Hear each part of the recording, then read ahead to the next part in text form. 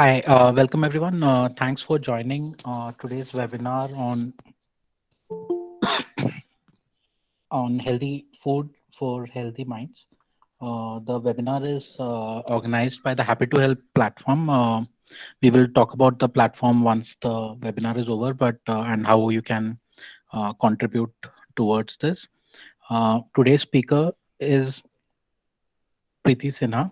She is the CEO and founder of Greens and More, which was uh, uh, so I think 3 years ago they started this enterprise which promotes healthy eating and does like packaged foods for which is like an healthier alternative to the usual junk that people might consume.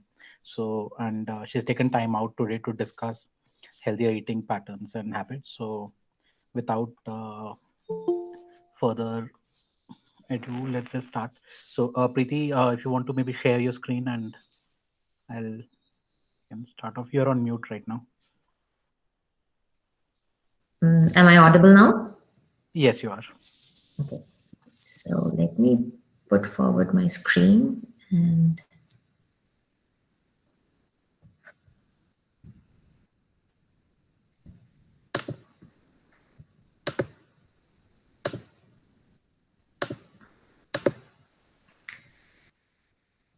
is it visible?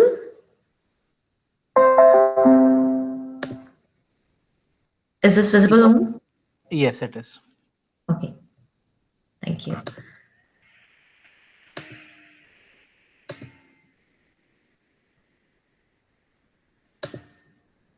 Sorry.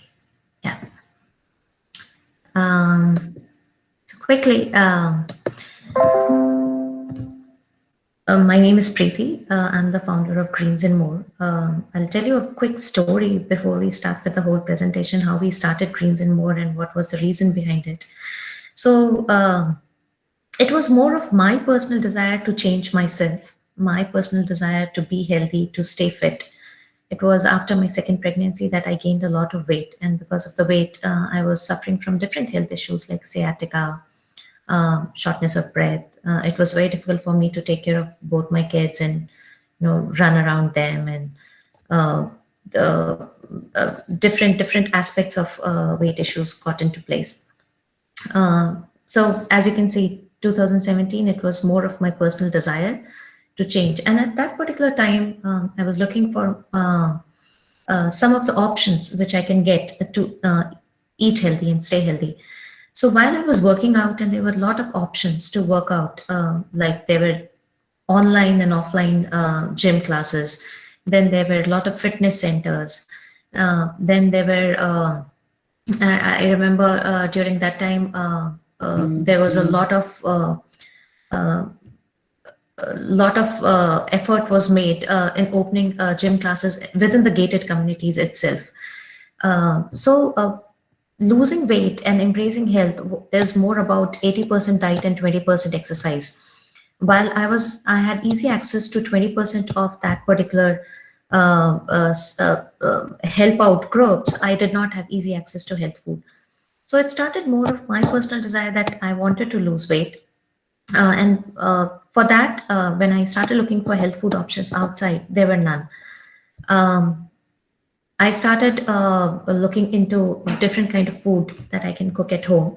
And one of during all of this, I came through one of the food pyramids, which I read and studied about, which is this. So this food pyramid basically tells about how the food pyramid was in 1970s. And if you can see, the bottom layer is mostly filled with carbs. And that makes sense because during those time, people had factory jobs. They had physical work to do. So it was necessary for them to eat a lot of carbs, greens, fruits and vegetables, fat and sugar. But now in 2010, all of us have sedentary lifestyles. We hardly move. And because of that, we need to reduce our carb intake, right? So what we should focus more on is eating lots of fruits, greens, and vegetables, good fat. And when I say good fat, it means the fat is necessary for our body because there are a lot of vitamins which are not water soluble; they are fat soluble, like vitamin A, E, D, and K, and which is why we say that okay, ghee is important, butter is important, eggs are important, milk is important, right? And then we do still eat carbs because we need to have a little bit of energy, but not like how the food pyramid shows you in 1970. Right? So when I started discovering about this food pyramid, I learned more and more about it, how we should switch to our natural sources of food and not the plastic sources which come directly from the plastic bags. And then I realized within 2.5 months, there was a substantial difference in my weight. I started to lose weight faster. I was getting much more fitter, and my productivity levels also increased. And hence, we started with a company, Greens and More, where the logo itself, the tagline itself, says solving productivity with food.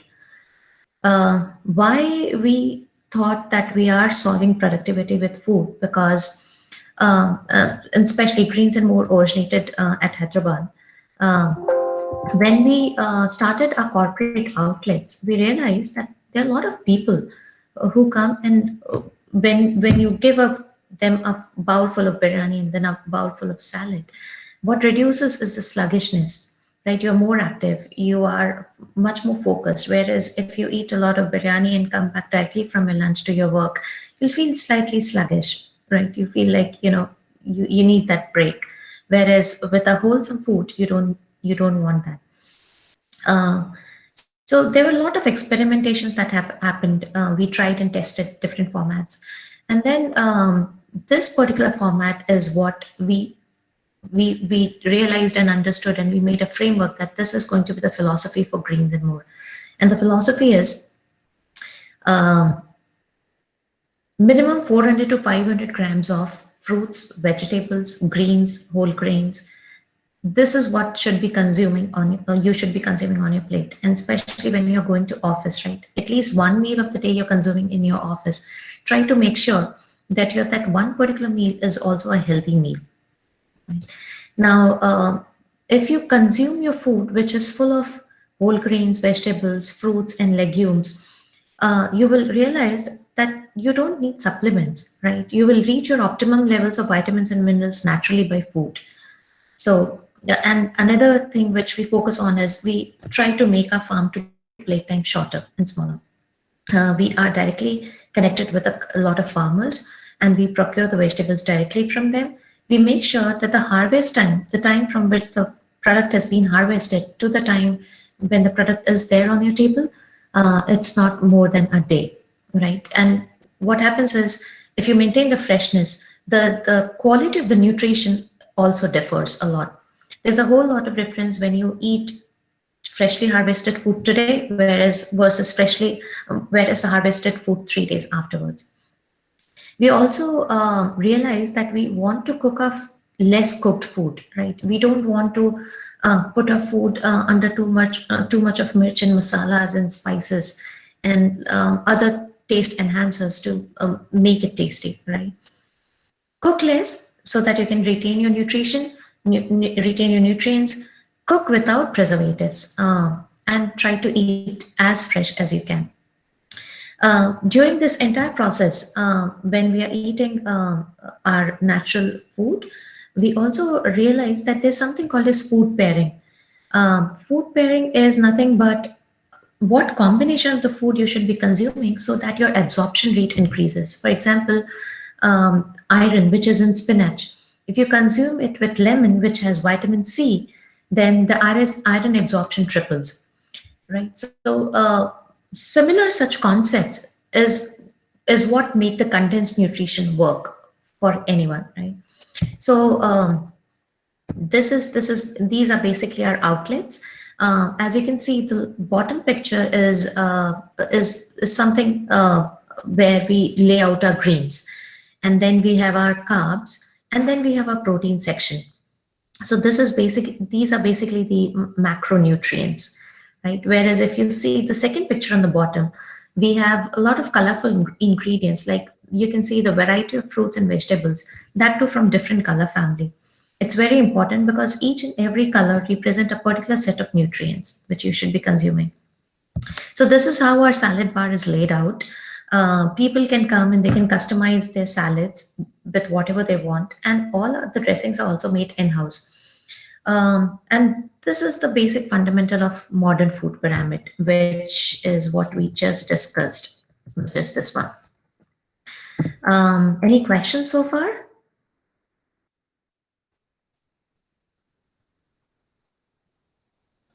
Okay.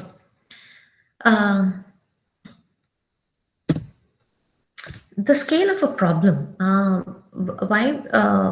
I'm not sure if you guys are aware of the data and statistics, but everyone today in today's forum, I think, belongs to somewhere in the age group of 25 to 45, right? India is a demographically young country, and 65% of our population is in the working age group, which is from 25 to 45. There's another stats that says that 61% of deaths in India is happening because of non-communicable diseases like heart disease, cancer, diabetes, and obesity. And the leading cause of these diseases are the lifestyle disorders, and one of them is poor diet and nutrition, right?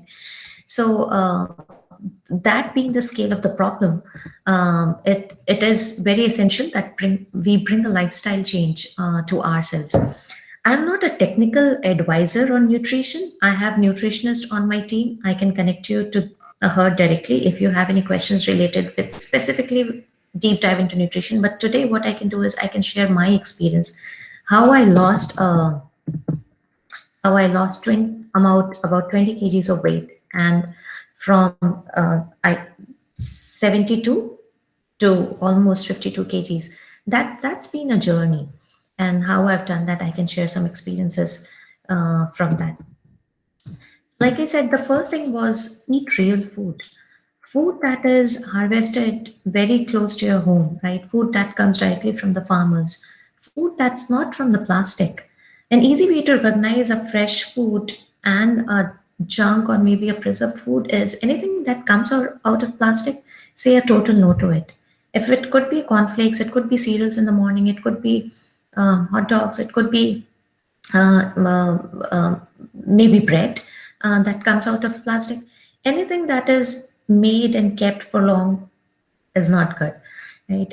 You can actually have your breakfast, a wholesome breakfast, like you can have your idli, dosa, upma, poha, whatever, like pancakes, eggs, anything that you can cook fresh in your kitchen is going to be will work in your favor, right? Foods to avoid.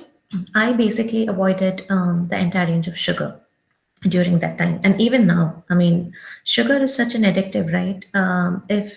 If you fall under the addiction, it's very difficult to come out of it. But it took me only a little while to break that addiction and come out of it. So so for the first week, I completely restricted my sugar intake. Even in the mornings, for my tea, I would use jaggery instead of sugar. So when there are good natural substitutes available for sugar, and if you see that you can't control your sugar cravings, you can actually go for a healthier substitutes like stevia or jaggery or honey. I also cut down a lot of intake from the like cold drinks and juices. Instead, switch to fruits. For example, there is a big difference between if you eat the one whole apple and a juice of one apple, right? When we extract the juices, there's no fiber, right? And the entire mechanical process of churning out a juice makes the juice heat up, which ultimately interferes with the quality of the vitamins that are available in the juices, right? So you want to avoid that heating process. You want to avoid that entire mechanical process of converting a fruit into a fruit juice. Instead, just eat the whole fruit, and that's going to work wonder on your body. The third thing which I did was portion control. One is when we are trying to consume a food, try to divide it into different intervals and try to take shorter, smaller portions every time. And there are different creative ways of doing it. For example, I had one of my subscribers and who said he does portion control by taking a smaller plate. Instead of a bigger plate, he takes a smaller plate. And then he just puts his food little over there. and whatever he can eat from that plate, he consumes it. And maybe 2 3 hours later, he again comes back and consumes a little bit more, right? So that way, you're not gorging on your food, right? Eat every 2 to 3 hours so that you're not super hungry. When you see a particular see a particular meal, you just don't jump onto that meal to consume it, right? Another thing is good nutrition comes with another healthy habits. For example, sleep properly.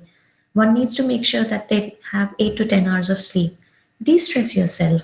Um, Start with exercises. Starts with walking. If you haven't walked or if you haven't done exercise prior to this, start with only 5 minutes, right? Don't make your or set your goal something which you can't do or which you can't fulfill or sustain on a longer time. For example, when I started exercising, uh, it was very difficult for me to start or begin with because of my weight. But then 15 minutes, from 15 minutes it went to 18, from 18 it went to 20 minutes, and then 25, and then half an hour, and goes on till 1 hour, 1.5 hour. So anything which helps you sustain, be kind to yourself and just start small and start slow. Uh, uh, Also, in terms of good nutrition, try to fill up your snacks with some healthy range. For example, you can fill up your evening time cookies with your tea with something like carrots and cucumbers and nuts, or the 11 o'clock snack with makhanas, the lotus seeds, or peanuts, or chana, which is extremely a good source of protein. Um, it's really surprising to know that the kind of nutrients and the nutrient profile which an almond has is very similar to that of a peanut, right? What happens in government schools in India is because in schools like Anganwadi, which are government sponsored programs, they cannot afford almonds to give it to the kids, right? So what they do is they give gur and chana because and peanuts, because the profile of these elements are extremely rich in nutrition, and these are not very expensive things to afford, right? You don't have to go to a whole lot of superfoods like quinoa or broccoli or range of such expensive vegetables, right? You can I mean, we still do it because we feel the folate content on broccoli is very high, and quinoa is also rich in protein and other elements. But if you don't have access to such food, and that's totally fine. You can actually substitute these ingredients with better choices from our Indian palate itself. Uh, Make one change at a time. What I realized was, you know, just we get so overwhelmed with the whole process of bringing the lifestyle change that we can't sustain it more than a week or more than 15 days. But as we all are aware, it takes 21 days to make changes in your body, right? To create a habit for yourself. If you follow something for 21 days, the likelihood that you would continue it further is actually high, right? So try push yourself a little bit so that you can sustain a habit, but make one change at a time. Don't get overwhelmed with the whole process. If you're making a change that you want to sleep 10, get sleep for at least 10 hours, continue with it. Go with that particular thing. Next week, try to introduce another change. For example, if you make sure that your dinner gets done 2 hours before your sleep time, that's another change. Start on the second week. Then the third week, you might want to start with um, exercises, right? So whatever fits your total psychology that's going to help you, just go with it. Be kind to yourself, right? Don't be overwhelmed with the whole process of bringing lifestyle changing, and make eating sustainable. Something which you can figure out that you can sustain that particular habit for long, for 2 years, 3 years, 5 years down the line. Start with that. I have a lot of subscribers who wants to say that we want to have keto meal. Okay, I mean, keto meal is fine. It's a high fat meal that's gonna help you lose weight. But can you sustain it for longer time, right? What we can sustain easily for a longer time is homemade dal, rice, sabzi, and roti, salad, fruits, right? So don't go into extremes and go towards vegan diet or paleo diet or keto diet or something. These diets will certainly help you lose weight in a shorter time frame, but then you would realize that how quickly you have lost your weight is how quickly you've regained it as well, right? So your habits should be sustainable. That's again another thing which I observed. Any questions so far? Yeah, Preeti. But so this is Om, Preeti. I've heard many times that if somebody has already gained weight, so they try and opt for these extremes, and they see the result.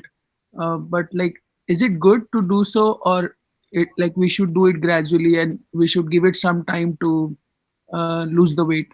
Like how we should do it? Right.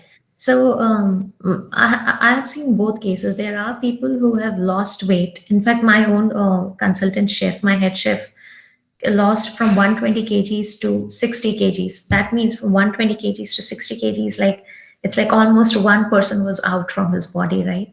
And he did it over maybe 9 months to 10 months period. He was following a keto diet. But then what has happened because of that is, you know, it was a stress on his body, his lungs, liver, internal mechanism, because you are putting yourself on a keto meal, which is a high fat diet. Biologically, we are not programmed to do to handle such changes immediately, right? So it's not a very healthy way of losing weight. What we would suggest is 1 pound per week is an ideal the ideal way to measure your weight loss, right? You don't have to go extremely overboard with it. For example, when I lost it, I lost 20 kgs in about 6 to 7 months, which is almost like losing 3 kgs per month, right? And that was gradual, that was healthy. And when we do such a way, I also realized that the flagging of the skin does not happen. For example, when you're losing weight, your skin shrinks, right? So it flags out automatically. So that you can also avoid that process too. So yeah, my suggestion would be just go slow, um, and don't be overboard with the whole thing. Got it. Got it. Preeti, there is a question from Vinod. He's asking that any specific tip on diabetic diet? Yes, we do have a diet chart that we give it to our diabetic patients, and we create custom meals for them. But before I could answer that question, I need to understand what level of uh, uh, what is the scale of diabetes, diabetes sugar levels they have, because one is we need to consume a lot of proteins, right? Proteins not only help in weight loss, but it also make sure that our insulin levels are in place. Second thing, what we always suggest to our diabetic patients is do strength training, right? Exercise is very important for them, and especially strength training, because um, if you're diabetic and you also want to have a weight loss, um, when we do cardio, we are only burning for that particular amount of time. For example, if I'm doing jogging or running now, I'll be burning my calories only up till the period I'm doing that cardio. Whereas when I'm doing strength training and I'm lifting weights, I'm burning for next 24 to 48 hours. So that's again one thing which we suggest for losing weight for diabetic patients. Another thing which we suggest is good nutrition. When you're cutting down on your sugar, right? It doesn't mean that you have to cut down on your fruits, because fruits have fructose and glucose and other things, whereas the sugar that we have in our tea, that's a totally different profile. So I've seen many people cut down on their fruit intake, but that's not necessary. Also, nuts. I remember Dr. Manmeet, who was on our nutrition panel. She always suggests nuts to be consumed in the morning. Like you can have walnut or almonds or raisins, right? This helps you fulfill the antioxidants as well, and especially when we are if we are let's say marathon runner, right? There's a concept of called as free radical cells, free radical cells which needs to be compressed with antioxidants is something which you can get from the nuts only. So, but if you're looking specifically for a particular diet chart for a certain range of sugar levels, then you can take my number or email address from Om, and I can certainly share that diet chart with you. Or I can put you in touch with my nutritionist because she's more technically qualified to answer that particular thing. Yeah, yeah, that surely helps. Yeah. So, Preeti, I'm not sure if it's relevant to the slide because the question that I'm going to ask is very lifestyle related, according to me. Mhm. Nikhil, by the way, my name's Nikhil. So the query that I had was, in a day-to-day life, it becomes extreme. There are times when we generally keep food on the back foot, right? We don't really keep it as a priority. So you may have your lunch, maybe let's say 2 or 3 o'clock in the afternoon, which is as per the time schedule. But maybe work happens, or you get some other priorities or commitments that you're really into, and it's now 10:30, 11 o'clock. We have been Mhm. advised in the past that it's not healthy to have food after, let's say an 8 o'clock, or not have a heavy diet after 8 o'clock or 7 o'clock in the evening or late evening. But now Mhm. you're really hungry. So what do you suggest? What can one do? Should they have a heavy meal? Should they substitute it with something that can just fill them for a couple of hours so that they can go to bed, or maybe they just drink water and sleep on it? What should they do? Okay, so the ideal way to look at it is our metabolism decreases as the time increases throughout the day. For example, during the breakfast time, our metabolism is really good, which means whatever we are going to eat, the chances that we're going to burn it throughout the day is relatively high. So that's why we say the breakfast needs, you can eat whatever you want to eat on a breakfast. You can consume a good, wholesome parathas in the breakfast, and that should be fine, right? So the breakfast happens 40 minutes after you wake up, right? And then you have your snack time around 11 o'clock. After 11 o'clock, you can have your lunch time around 2 to 3 o'clock. Make sure that we have a difference of about 2 hours between each meals. And then evening snack, and then dinner. Ideally, your dinner should be light because now as the time is increasing, your body's metabolism is also decreasing, right? So the dinner should usually be very light dinners, just full handful of sauteed vegetables or soup, or maybe a glass of milk and your some baked breads. Or normally, what we suggest to our subscribers and we give on our healthy meals is some kind of jawar khichdi and millet khichdi, or and a handful of vegetables. It is one thing which we have normally heard from our subscribers is when they switched to greens and more meals, right? They were getting lighter meals for the dinner, which was making them sleep easily during the night. They did not have too much of acidity in the night, and they were not having too much of heaviness, right? And when they wake up in the morning, they actually wake up fresh. And since they're consuming a lot of fiber in the night and during the dinner time, they did not have constipation issues either in the morning. So it was very easy for them to start their day because they were feeling lighter. They were feeling that the bowel movements were happening properly.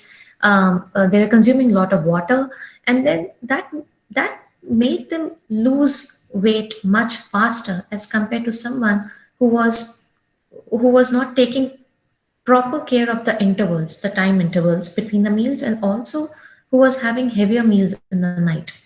You can start with heavier meals in the morning, but then as the time increases, try to make sure that your meals are lighter. Also, we have to make sure that your calorie intake, and especially when we are losing the weight, we are not consuming too many calories. And there are so many wonderful apps these days available which can help you calculate the calorie that you're consuming, right? So uh, keep it light, keep it all light. And another thing to measure the portion control for the dinner is if you fold your two hands like this, and when you open it up, That's basically the size of your stomach, right? Anything which you can hold it in two palms, that's the amount of food that you should be consuming. uh, and that's sufficient for your body. Now, what happens is our stomach is elastic, right? It can expand. If you put on more food, it can expand. If you keep on putting more food, it'll expand further. And uh, um, that what is a disadvantage, and that what makes you gain weight. So just hold your hands, try to cut down your portions, and see how much food you can hold in both hands, and that is sufficient for you to eat. All right. Yeah, that sort of answers my question. So I would assume that if I have not eaten for 7 8 hours and it's 11 at night, even if I'm hungry, maybe I can just have some soup or assorted vegetables before going to bed, and maybe have a heavy breakfast. Yeah, or buttermilk or All milk or all right. Thanks a lot, that Preeti. makes you sleep well, but not too heavy for sure. Yeah, I know that happens if you eat a lot. All I'll do is take turns on the bed and not be able to sleep. You're right about it. So thank you. Um, Hi, Hi, Preet. hi, Preeti. Sorry. Yeah, no, no, please. Hello. Yeah, hi, Preeti. This is Ruby this side. So my question is actually related to the first point that you mentioned in the presentation. So you really emphasize that we should eat real food and try to avoid all the packaged food and plastics. But what's your take on the frozen food? Because what I hear a lot here that once you buy meat, for example, and you immediately freeze it, and once you take it out from freezer, it's still same nutritious as it was when you bought it. So is it really true, or it is more just for selling it? So there are two ways to look at it. One is we have something called as the nutritional information, which is at behind the packet. So if you look at it, there is something called as trans fat, saturated fat, and other things. Now, if we look at meat, it all depends. So the frozen food, it doesn't lose on its nutrition profile. That's for sure. But the way it has been structured before it was frozen, that's where it makes a difference, especially for the meat. For example, if there's a chicken that's been raised in an environment where it was given a lot of antibiotics, and we have seen factories, chicken factories, where you can actually, from chick to chicken, it just takes them 10 to 15 days for the conversion, right? So that process is not a very healthy process. Whereas if you have a free range chicken, and I mean, the best is to consume it fresh, right? The moment you just I mean, the chicken is ready.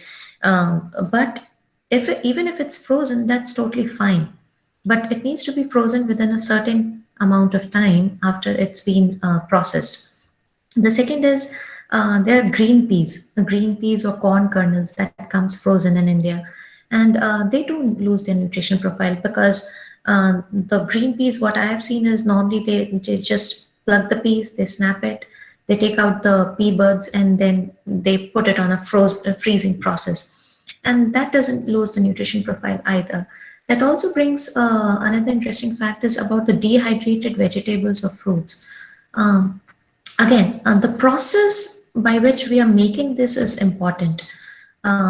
If you're just putting the mango pulp outside in the sun to dry, or fruit like beetroot chips outside in the sun to dry, they don't change the nutrition profile, right? But if you're putting them in a high temperature facility, which has lamps and other things, then again, I mean, then again, it's a different story altogether, right? So the more the natural process is, the better it is.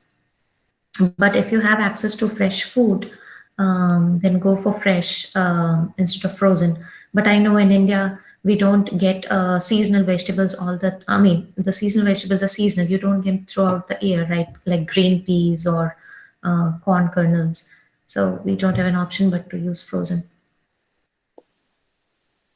Okay, and the chips part which you mentioned, it's also like I think nowadays we have a lot of vegetable chips in the market, but we can also make them at home. But sometimes we don't have sun, so we also use oven, right, to make them dry. So is it really a healthy process? As long as you're making it at home in front of yourself, you know it's healthy because you're not adding preservatives to sustain it, right? Okay. Yeah. Preservatives comes in a lot of form, so it's very important to read the contents behind the packets. For example, I do get, and again, I mean, puts me to another thought process where, you know, our lifestyle should be more Indianized. For example, I have subscribers who said, you know, I had puris, but I fried my puris in olive oil, and I think I can have it. There's no reason to do it because we are raised in a country where our temperature and the climate and everything, our entire environment does not accept olive oil at all. It's manufactured and processed in Italy. Their lifestyle permits them to have olive oil, right? But our lifestyle, our habits don't permit us to have olive oil. Instead, the better is fry it in ghee. Ghee has high temperature sustainability. It has, I mean, I won't go into the technical terms, but um, ghee is the best. As I mean, if you have a homemade ghee, right, and you know that it's free of dalda, um, then it's the best. Or coconut oil or peanut oil, anything which is not refined, right? Anything which is cold compressed. Um, I mean, all those oils are just best options for us. And if you can change a little bit of cooking pattern as well. For example, if you have iron tawa or iron kadhai or iron pot to cook, that's the best because we've also consumed some amount of iron while cooking in those pots. So there's non-stick pans or stainless steel pans. I mean, we don't use it in our kitchen. Yeah. Thanks, Preeti. I'll use your tips. Yeah. Thank you. Uh, yeah. Hi, Preeti. Ujjwal this side. I just wanted to know your views about the intermittent fasting. Like, I have seen it many places like 16/8 window or 10 14 window kind of eating, which increases the BMR. So, is it advisable to pursue it for a long run, or we should pursue it for the short term, like for 2 3 months? And if we are seeing improvement in our weight loss, then we should reduce it effectively. So, what is your view about this? Sure. So we have seen certain subscribers doing intermittent fasting, and that they want to lose a larger amount of weight in a shorter interval of time, and they go with for intermittent fasting with exercises. So intermittent fasting, I remember in old days, it my parents, they used to do Navratri fast and other things, right? What happens is during this whole process, it's a natural way to detoxify your body. Um, if you want to lose a larger amount of weight in a shorter interval of time, maybe you can go with intermittent fasting and then you can come on a maintenance mode right later on where you're not fasting anymore, but you're making sure that you're eating healthy and maintaining that particular amount of weight. We don't see any harm doing it. However, it's not a long sustainable habit, right? So if you have left your intermittent fasting after 2 months and you see that there was a weight loss, but you again picked up your unhealthy eating habits, then it doesn't make any sense to do intermittent fasting, right? So it's a provision for you. It's an open provision for you to lose weight in a shorter interval of time to see results faster. And then, but make sure that you go into a healthy lifestyle after that. It's not a sustainable for more than a year or two.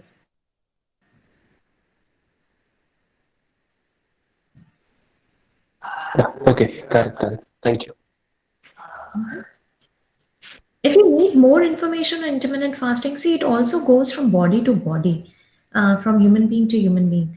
Um, uh, there are some people who actually do intermittent fasting after a certain age in a particular religion. Like for if people are from Jainism, and they do take intermittent fasting after age of 50 55, where they don't eat anything for a day, the whole day, and the next day they eat food, then they don't eat anything, and then the next day they eat food. Then there is something during the rosa time, right? Rosa is also kind of an intermittent fasting where they consume a lot of fat during after sunset and before morning hours, but they don't eat anything during the day, which helps them continue for a month, right? So if you look at traditionally, there are some provisions where people have been doing it, right? But they don't make it a lifestyle habit.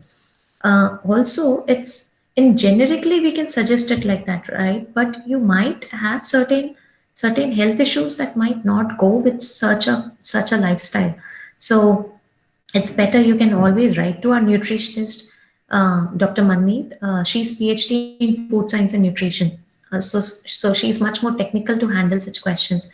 Give your medical profile to her, and then she will suggest you what is the best way to go about it. Yeah. So I was just asking the question because I was once suggested to go with a combination of intermittent fasting with ketogenic diet. I mean, the Yeah. person suggested me to have I'm trying to start a ketogenic diet, do intermittent fasting, then it will bring my body into ketosis state more faster than usual time. So, but yeah, as I said, yeah, Ketosis take almost a week to kick in, right? Because there are different, yeah. your body passes through different phases. There are 5 different phases before your body actually gets into ketosis phase, ketosis mode. Your body is burning fat instead of carbs, right? But it takes 1 week of time for your body to enter that particular thing. So the chef I was talking about, who lost 120 kgs, from 120 to 60 kgs, he actually did intermittent fasting with keto, right? But then that was a whole big lot of weight loss that he wanted to do, right? 60 kgs. Um, and he did it in a period of 8 to 9 months. But then he also was having medicines along with it, right? Because your liver gets impacted with keto. So he was having liver Yeah, true. disease. So why to get into all those things, right? Unless we really want to. Okay, got it. Thank you so much.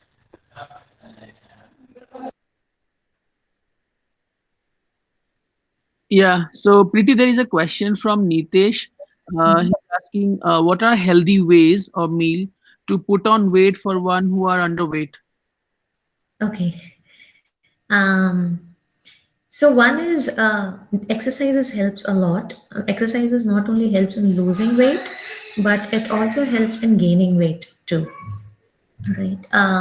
Then see, it's a mathematical equation. If you want to lose weight, you have to cut down on your calories, right? If you want to gain weight, you have to increase your calorie intake. But increasing your calorie intake doesn't mean going to McDonald's and eating a one full burger, right? That's gonna be the worst for your body. It can increase your calorie intake with natural sources of food like potatoes, bananas, eggs. Um, so try to consume healthy calories, but still be on a higher calorie side rather than on a calorie deficient side. For example, as an adult, if I need 1500 to 2000 calories a day, I need to increase my calorie intake to maybe 2200 to 2500 a day to gain weight, right? So as long as you can maintain the calorie intake properly as per your goals. For example, if you want to increase 1 kg, 2 kg, or 3 kg weight, then just make sure that according to your BMI, there are a lot of calculators online. According to your BMI, your calorie intake is also increasing. But again, when we are coming into calories, I would also like to suggest that uh, whatever you're eating healthy, calorie is not an indicator for that, right? For example, Diet Coke publishes that they have 0 calories. That doesn't mean Diet Coke is healthy, right? So you take your own conscious decision to understand what do we mean by healthy calories and what do we mean by empty calories. A Diet Coke would be empty calorie, right? But whereas if you just have a one full banana or watermelon or apple. That has more calories, but it's still very healthy for you, or a chicken breast, right? So a calorie has never been an indicator um, uh, for your healthy meal. And the only indicator for your healthy meal is it needs to look fresh, it needs to be less cooked, it needs to be colorful, right? And when you're dividing your plate, make sure that you have one significant portion of proteins. Protein, for example, the dal which we eat at home, right? It's an incomplete source of protein. But if you mix it with rice, a little bit of rice, it becomes complete source of protein. Because dal, any kind of dal, right? Whereas arhar, tur dal, moong dal, or yellow split dal, chana dal, all of these dal or sprouts, all of these dal are incomplete sources. But when you combine with any grain like rice or wheat or quinoa or jawar or bajra, then they become complete. Their profile becomes complete. The second is in proteins, legumes like rajma, chola, soya bean, green peas. All these are excellent sources of proteins and they are complete. So you can actually have one legume every day. Soya has the highest amount of protein. Sesame seeds has highest amount of calcium. Guava, right? Guava is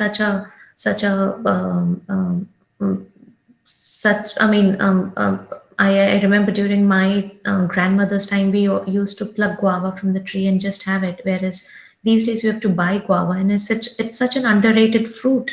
But guava has 5 times more vitamin C than orange, right? So just make sure that your plate is divided into 4 parts, where you have carbs, you have proteins, you have greens and vegetables, and you have fruits, right? And that way you can make sure you don't need a calorie calculator to calculate all of that. As long as you look at your plate and divide it into 4 parts, you know that you're eating it right. So yeah, just to come down to the point that when you want to increase weight, you need to increase your calorie intake, but make sure that your calories are coming from healthy sources. Yeah, I hope it helps, Nitesh. If you have any further questions, you can ask.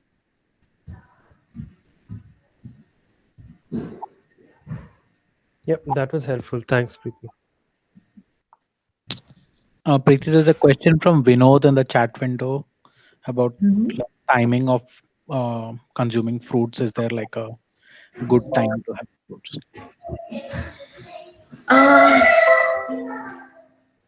Honestly, there's no such good time or bad time to consume fruit. There's a little calculation. One is you should consume 10 times fruits.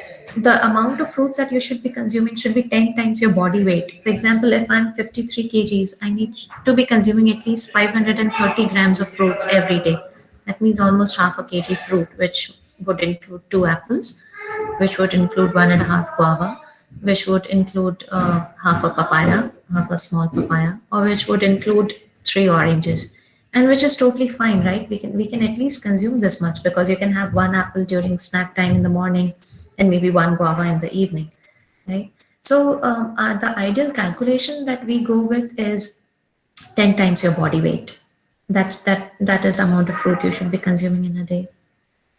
But time really, it does not matter. As long as you're going into a healthy practice, you're consuming fruits, that's more than enough.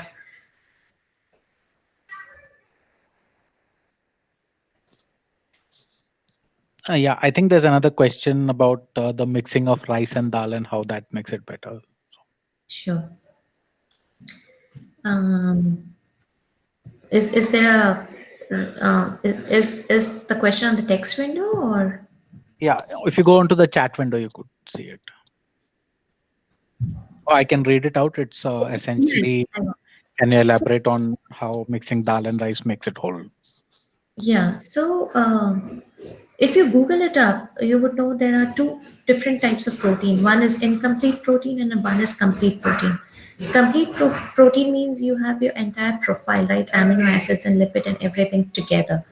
Whereas in order to make incomplete protein into a complete protein, you need to add it with greens. So the lentils, the dals, they don't have a full range of amino acids with them, and that's why you need to combine it with one grain which brings it that amino acid factor and makes it complete, right? And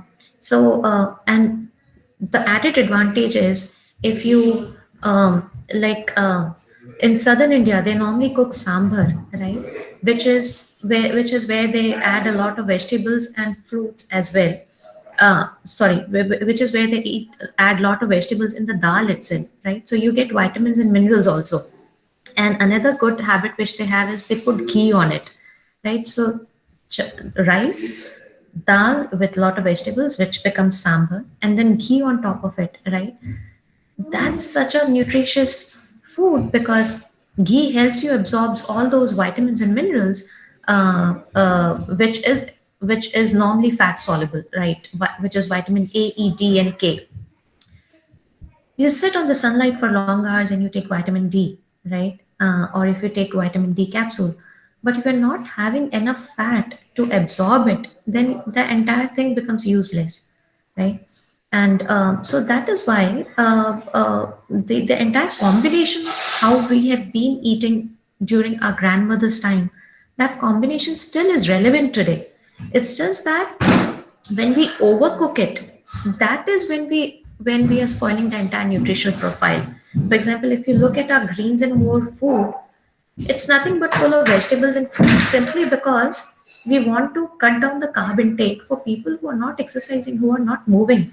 But if I give that particular food to any police wala guy, that is certainly not going to suit him, because police wala needs to go around in and around the city. He needs to be on his toes throughout. So physically, he has to do a lot of work, and accordingly, he needs to eat that kind of food.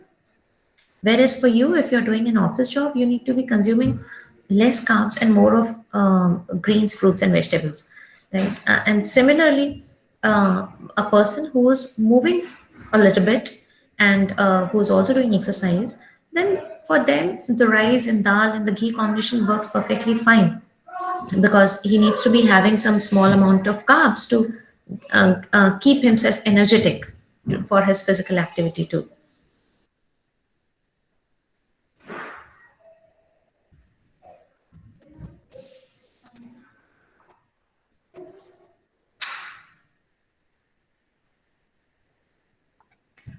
We are almost at 8. If there are any other questions, we can maybe take a couple more.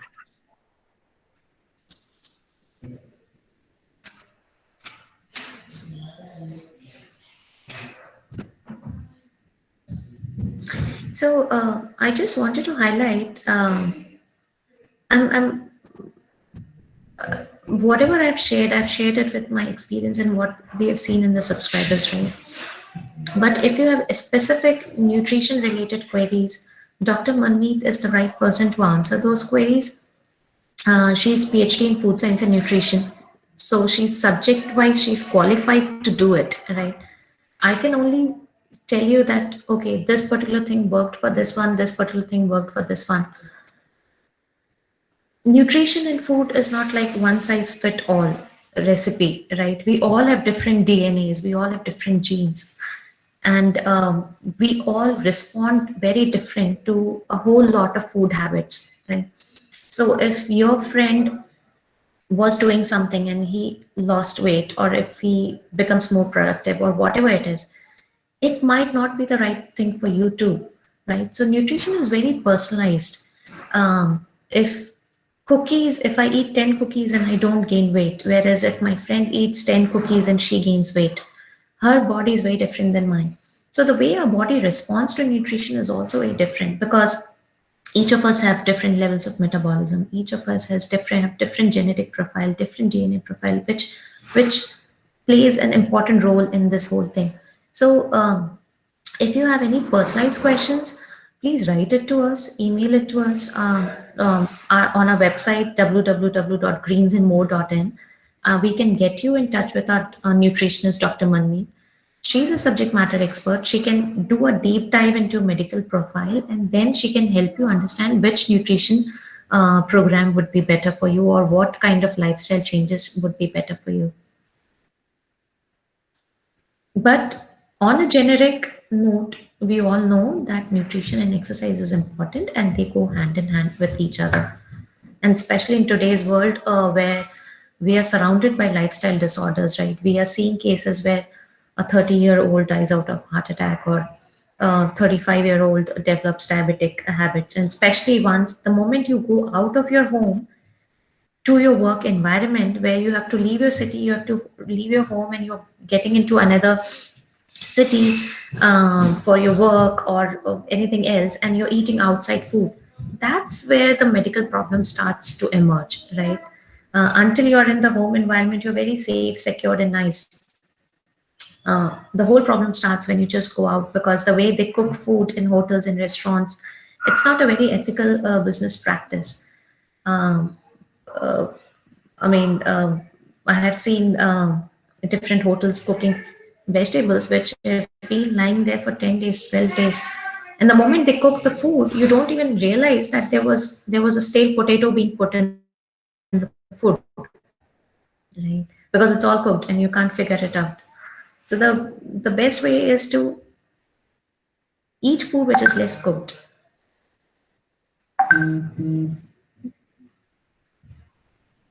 Yeah, Priti, you're right about it. At least it is applicable to all of us who left our home long back for the job or education. And yeah, yeah. Uh, so yeah, guys, do visit the site which Priti mentioned, and maybe you guys can figure it out. And if you need any help, maybe you can get in touch. Yeah, Atul, you want to conclude? Yeah, so I think Om has already shared the feedback link. If you guys can provide feedback, that'd be great. Maybe Preeti, if you can stop sharing, I can just quickly. Sure.